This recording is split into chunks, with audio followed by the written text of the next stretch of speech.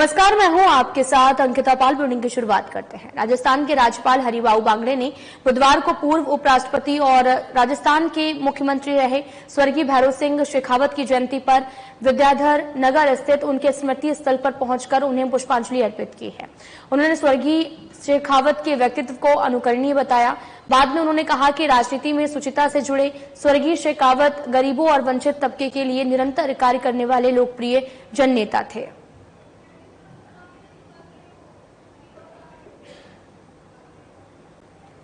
आपको बताते चलें कि हरिभाऊ बागड़े ने आपको बताते चले कि बुधवार को उपराष्ट्रपति और राजस्थान के मुख्यमंत्री रहे स्वर्गीय भैरों सिंह शेखावत की जयंती पर विद्याधर नगर स्थित उनके स्मृति स्थल पर पहुंचकर पुष्पांजलि अर्पित की है।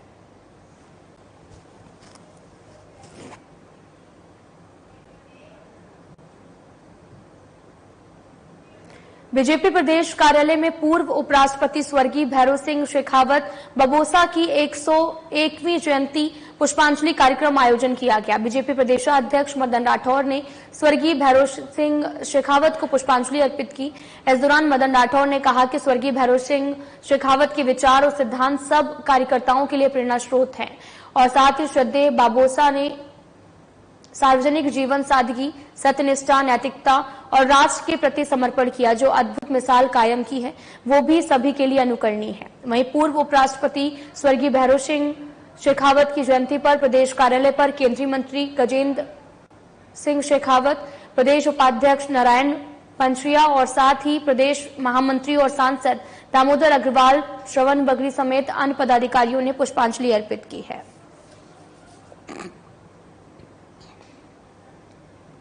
आपको बताते चले कि बबोसा की 101वीं जयंती मनाई गई, जहां पर पुष्पांजलि कार्यक्रम रखा गया, जहां पर बड़ी संख्या में आपको बताते चले कि लोगों ने शिरकत की और पुष्पांजलि अर्पित की है। तस्वीरें भी आपको दिखा रहे हैं जो कि जयपुर से हैं, जहां पर बीजेपी प्रदेशाध्यक्ष मदन राठौर ने नमन किया है। आपको तस्वीरें भी दिखा रहे हैं जहां पर उनकी शहादत को नमन किया गया। साथ ही बबोसा 101वीं जयंती को पुष्पांजलि कार्यक्रम आयोजित किया गया। बीजेपी प्रदेशाध्यक्ष मदन राठौर ने पुष्पांजलि अर्पित की है।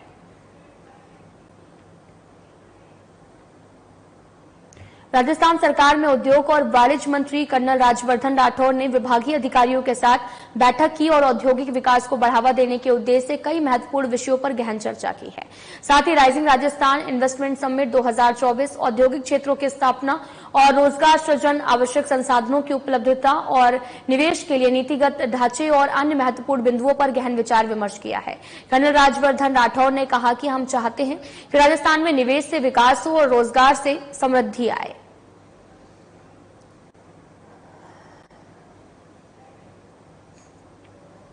उद्योग मंत्री राज्यवर्धन राठौर ने बैठक की है। कई महत्वपूर्ण विषयों पर गहन चर्चा की गई। औद्योगिक विकास को बढ़ावा देना उद्देश्य बताया है। दरअसल राजस्थान सरकार में उद्योग और वाणिज्य मंत्री कर्नल राज्यवर्धन राठौर ने विभागीय अधिकारियों के साथ बैठक की है।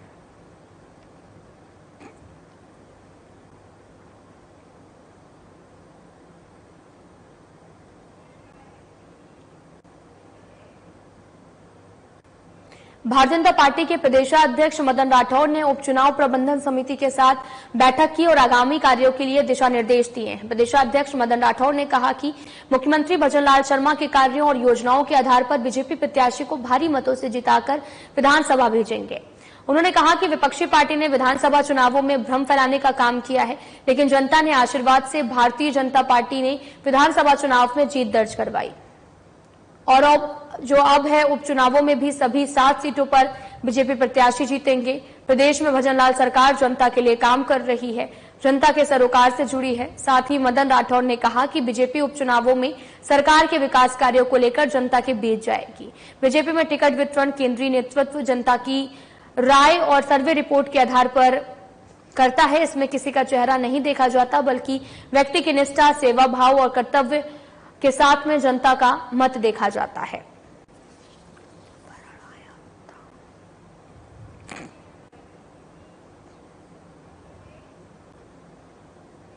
पूर्व केंद्रीय मंत्री जितेंद्र सिंह और नेता प्रतिपक्ष टीकाराम जूली ने फूलबाग में आपको बताते चले कि रामगढ़ उपचुनाव की तैयारियों को लेकर सेक्टर प्रभारियों की बैठक की है। उन्होंने रामगढ़ उपचुनाव के लिए बनाए गए सेक्टर इंचार्ज से 1-to-1 कर उपचुनाव से संबंधित फीडबैक लिया गया। उन्होंने सेक्टर प्रभारियों से कहा कि डोर टू डोर जनसंपर्क कांग्रेस पार्टी की पहली प्राथमिकता होनी चाहिए ताकि कांग्रेस पार्टी के प्रत्याशी को इस चुनाव में ऐतिहासिक जीत मिल सके। साथ ही उन्होंने ये भी कहा कि 2018 के चुनाव में रामगढ़ विधानसभा क्षेत्र से भारतीय जनता पार्टी अपनी जमानत भी नहीं बचा पाई थी और ऐसा ही इस उपचुनाव में भी कांग्रेस पार्टी के प्रत्येक कार्यकर्ता को कंधे में से कंधा मिलाकर काम करना है। वहीं उन्होंने कहा कि लोकसभा चुनाव के बाद में भारतीय जनता पार्टी का गिरा ग्राफ राजस्थान के 7 उपचुनाव वाली सीटों पर कांग्रेस पार्टी के प्रत्याशियों की जीत सुनिश्चित करेगा। बैठक में जिला अध्यक्ष योगेश मिश्रा, रामगढ़ प्रभारी पुष्पेंद्र धबाई और संजीव बरेट और सभी सेक्टर इंचार्ज उपस्थित रहे।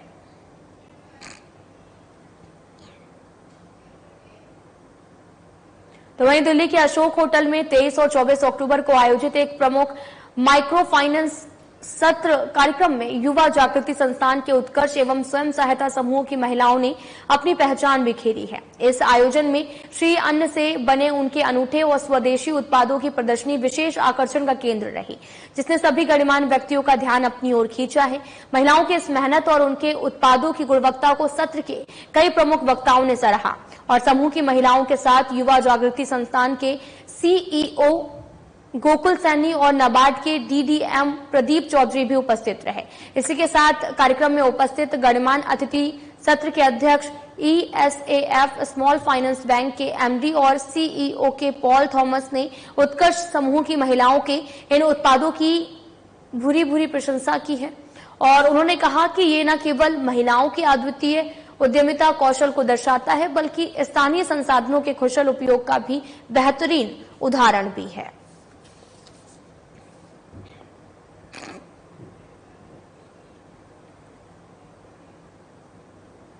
आयुक्त और राज्य परियोजना निर्देशक अविचल चतुर्वेदी और साथ ही माध्यमिक शिक्षा निर्देशक आशीष मोदी ने बुधवार को नव निर्माणाधीन महाराव शेखा सशस्त्र बल प्रशिक्षण एकेडमी और साथ ही मोहनपुरा सिकर का अवलोकन कर आवश्यक व्यवस्थाओं का जायजा लिया और कार्य कर रही एजेंसियों को आवश्यक व्यवस्थाओं के दिशा निर्देश दिए गए। इस दौरान चतुर्वेदी ने मोहनपुरा ब्लॉक में राजकीय उच्च माध्यमिक विद्यालय, मोहनपुरा राजकीय उच्च माध्यमिक विद्यालय, रूपनगर राजकीय उच्च माध्यमिक विद्यालय और दुधवा का निरीक्षण किया है। उन्होंने मिड डे मील और साथ ही एबीएल किट, पाठ्य पुस्तकें, खेल सामग्री और लाइब्रेरी ग्रांट के उपयोग का अवलोकन किया। इस दौरान उन्होंने विद्यार्थियों के साथ संस्कृत और गणित विषय के कई कॉन्सेप्ट पर प्रेरक प्रक्रियाओं की तरफ से वार्तालाप किया है।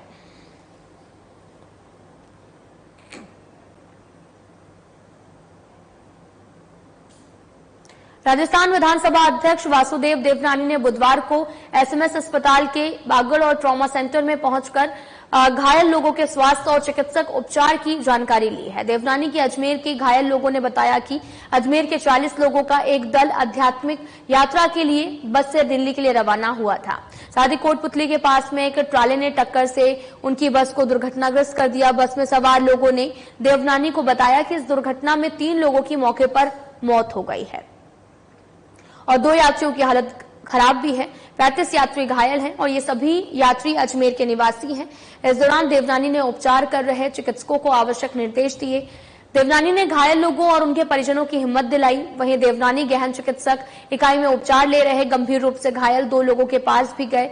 उनके पूरी तरह से देखभाल और चिकित्सक के लिए अस्पताल प्रशासन को निर्देश दिए हैं।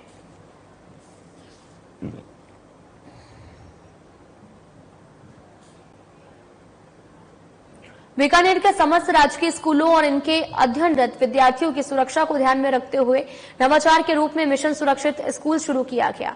जिला कलेक्टर नम्रता वेणी ने भी बताया कि मिशन के तहत प्राथमिक, माध्यमिक और उच्च माध्यमिक स्तर की स्कूलों की सुरक्षा संबंधी आवश्यकताओं का सर्वे किया जाएगा और सर्वे संबंधी उपखंड अधिकारियों की ओर से राजस्व विभाग के कर्मियों के माध्यम से करवाया जाएगा। इसके लिए ब्लॉक स्तर पर उपखंड अधिकारियों को नोडल अधिकारी नियुक्त किया गया और नोडल अधिकारी अपने क्षेत्र के स्कूलों का 1 सप्ताह में भौतिक सत्यापन करके निरीक्षण रिपोर्ट प्रस्तुत करेंगे। वहीं जिला कलेक्टर ने बताया कि उपखंड अधिकारियों से प्राप्त रिपोर्ट के अनुसार स्कूली भवनों और उनके पढ़ने वाले विद्यार्थियों को सुरक्षित और संरक्षित वातावरण उपलब्ध कराने के लिए प्रस्तावित कार्य संबंधी विभाग के माध्यम से करवाए जाएंगे।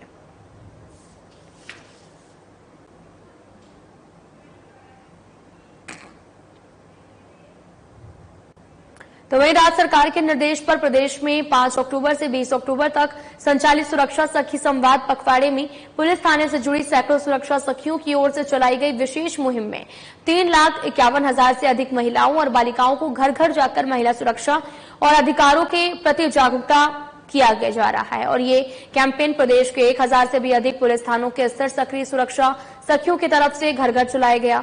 अभियान में सुरक्षा सखियों ने गांव, नुक्कड़, मोहल्ले और प्रमुख स्थानों पर महिलाओं और बालिकाओं से संवाद स्थापित कर उन्हें महिला सुरक्षा के प्रति जागरूक किया है।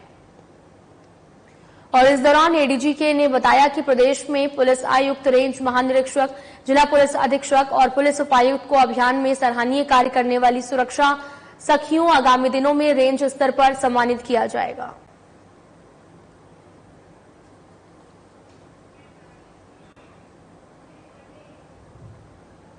पशुपालन, गोपालन और डेयरी शासन सचिव डॉक्टर समित शर्मा की अध्यक्षता में बुधवार को राष्ट्रीय पशुधन मिशन में उद्यमिता विकास कार्यक्रम से संबंधित बैंकों में लंबित प्रकरणों पर चर्चा के लिए बैठक का आयोजन किया गया। बैठक में कई बैंकों के प्रतिनिधियों ने भाग लिया। बैठक में डॉक्टर शर्मा ने पशुपालन विभाग को जिला स्तरीय नोडल अधिकारी बनाने के निर्देश दिए, जो बैंक और आवेदकों और उद्यमियों के बीच में समन्वय का जो काम है वो करेंगे। इसमें आवेदकों को भी ऋण लेने में आ रही परेशानियों को दूर किया जा सकेगा। और उन्होंने ये भी निर्देश दिया कि बैंक अपने लोन के लिए आवश्यक चेकलिस्ट विभाग को दे और विभाग अपनी चेकलिस्ट को उसमें शामिल करते हुए नई चेकलिस्ट बनाए और आवेदक को भविष्य में यही चेकलिस्ट व्हाट्सएप या फिर अन्य किसी माध्यम से उपलब्ध कराई जाए। ऐसा करने से 2 अलग अलग चेकलिस्ट से होने वाली परेशानियों से बचा जा सकता है।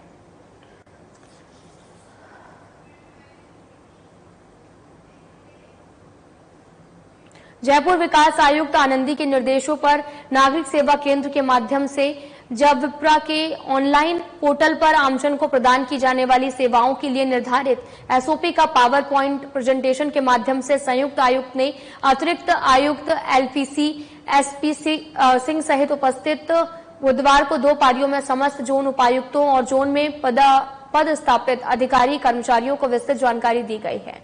जेडीसी ने बताया कि नागरिक सेवा केंद्र के माध्यम से जब विप्रा के ऑनलाइन पोर्टल पर नागरिकों को प्रदान की जाने वाली सेवाओं के संबंध में समय समय पर जारी कार्यालय आदेशों में प्रदत्त व्यवस्था में समय के अनुरूप आंशिक संशोधन करते हुए एसओपी बीते दिनों निर्धारित की गई थी, जिसकी पालना जोन उपायुक्त और जोन में पद स्थापित अधिकारी कर्मचारियों की तरफ से सुनिश्चित किए जाने के लिए पावर पॉइंट प्रेजेंटेशन का आयोजन किया गया है।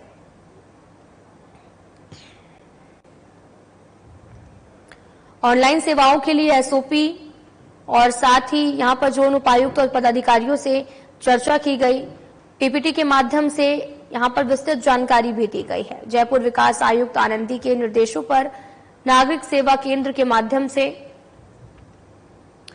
जब विप्रा के ऑनलाइन पोर्टल पर आमजन को प्रदान की जाने वाली सेवाओं के लिए एसओपी का पावर पॉइंट प्रेजेंटेशन के माध्यम से संयुक्त आयुक्त ने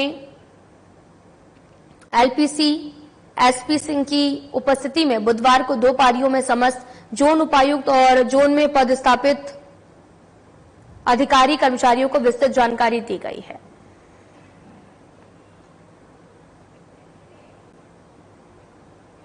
जयपुर जिला प्रशासन की ओर से शुक्रवार 25 अक्टूबर को मानसरोवर स्थित सिटी पार्क में प्रातः 6:30 बजे फिट इंडिया फ्रीडम रन 5.0 अभियान के तहत दौड़ का आयोजन किया जा रहा है।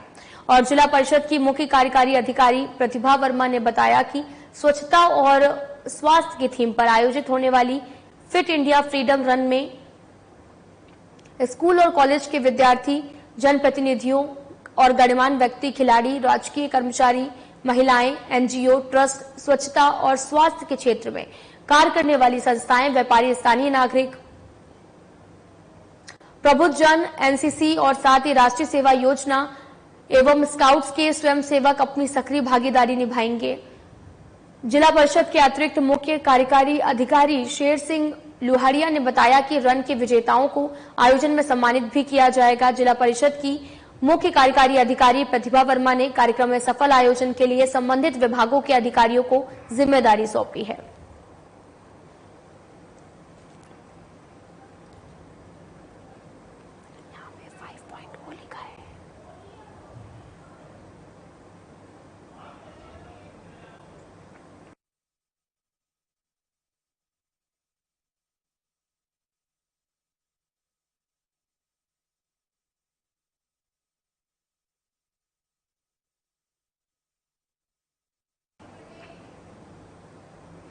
राजस्थान में विधानसभा उपचुनाव 2024 के दौरान स्वतंत्र, निष्पक्ष और धनबल के प्रभाव रहित निर्वाचन प्रक्रिया सुनिश्चित करने के लिए मतदाताओं को लुभाने वाली अवैध नकदी, शराब, नशीले पदार्थ और अन्य अवैध सामग्री के वितरण पर कड़ी नजर रखी जा रही है। इस क्रम में 7 जिलों में बुधवार तक कुल 13.5 करोड़ रुपए की अधिक मूल्य की अवैध नकदी सहित अन्य सामग्री जब्त की गई है। मुख्य निर्वाचन अधिकारी नवीन महाजन ने बताया कि विधानसभा उपचुनाव के लिए 15 अक्टूबर को आदर्श आचार संहिता लागू होने के बाद में भारत निर्वाचन आयोग के निर्देशों के अनुरूप गठित उड़नदस्तों और स्थैतिक निगरानी टीमों और नए एनफोर्समेंट एजेंसियों की तरफ से अवैध वस्तुओं के परिवहन पर लगातार कड़ी नजर रखी गई है।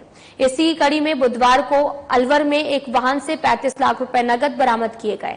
आचार संहिता की अवधि के दौरान दौसा जिले में लगभग 2 करोड़ रुपए अवैध नकद राशि की जब्ती हुई और इस अवधि में अब तक अलवर में लगभग 35 लाख रुपए और डूंगरपुर में 10.5 लाख रुपए अवैध नगद राशि मिली है। सर्वाधिक 9.78 करोड़ रुपए को अधिक से भी जो है वो फ्रीबीज एवं अन्य सामग्री की भी जब्त हुई है।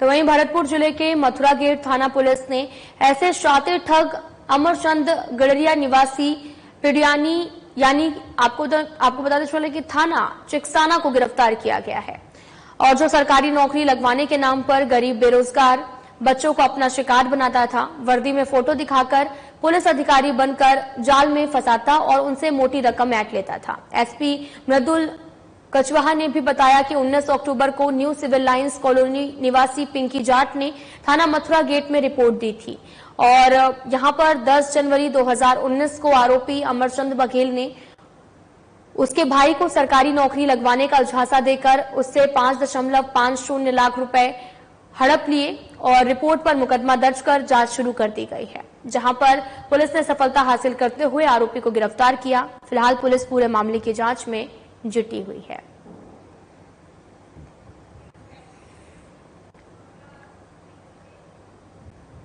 खबर अलवर से है, जहां पर टहला थाना क्षेत्र के राजडोली में 2 पक्षों में हुए झगड़े में घायल गर्भवती महिला के पेट में पल रहे करीब 7 महीने के नवजात बच्चे की मौत हो गई है।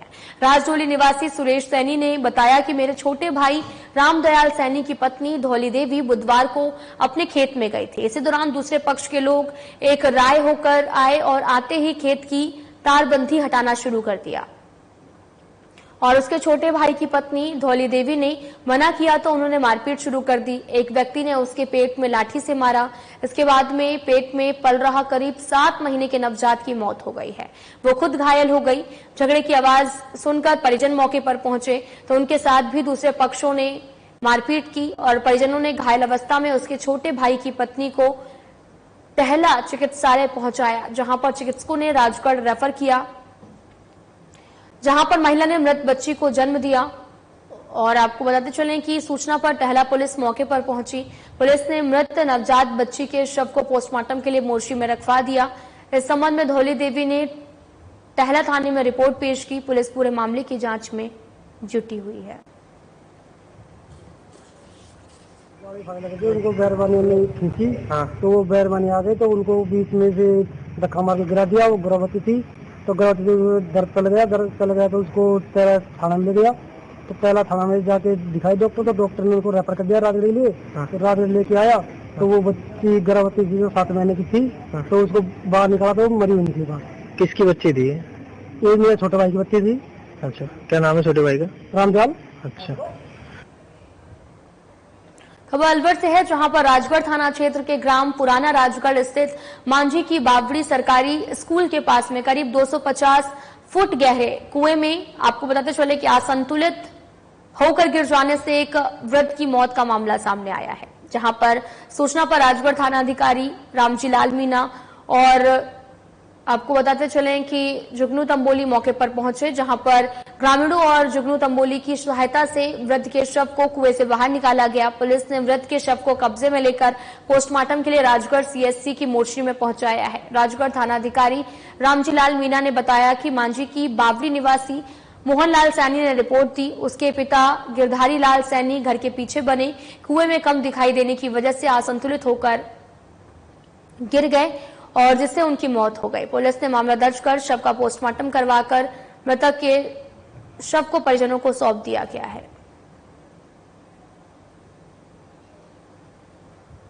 में एक आदमी गिर गया। इस सूचना पर मैं मैं जाता के पुराना राजगढ़ पहुंचा। स्कूल के पास में एक गिरधर लाल सैनी के मकान के पीछे स्थित एक कुएं में गिरधर लाल मृतक मिला, जिसकी उम्र करीब 86 साल है। परिजनों ने बताया कि ये पेशाब करने के लिए गया था और वहाँ उसको दिखाई भी कम देता है और रास्ते के पास में एक कुआं है।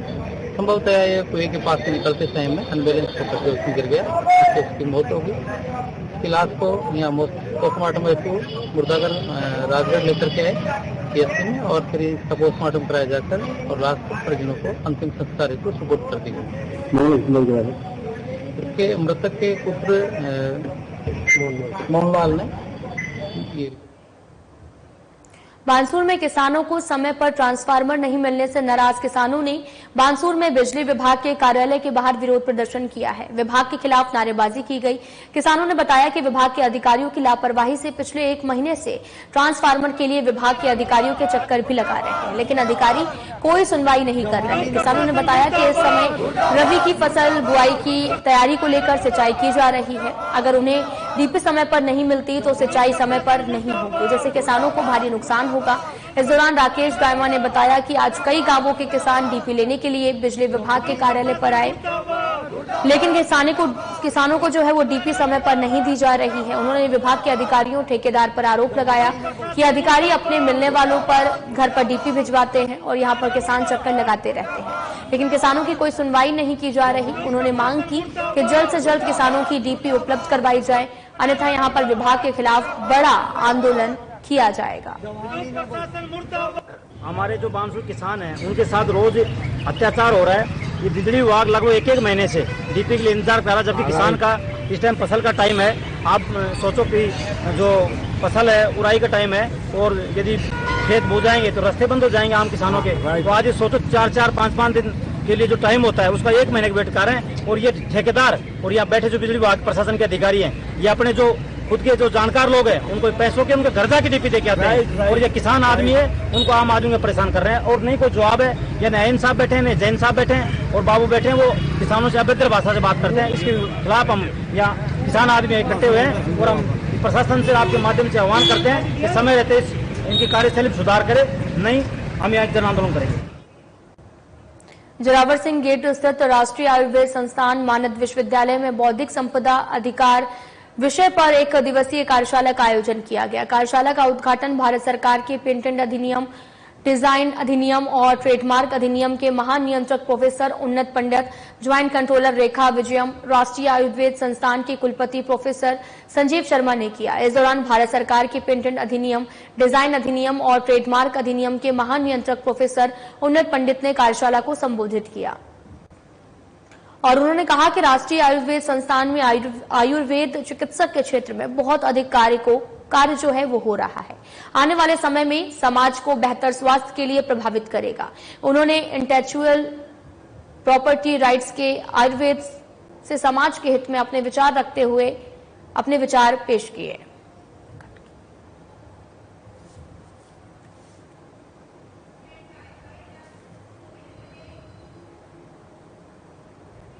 फिलहाल इस वीडियो में इतना ही। नमस्कार।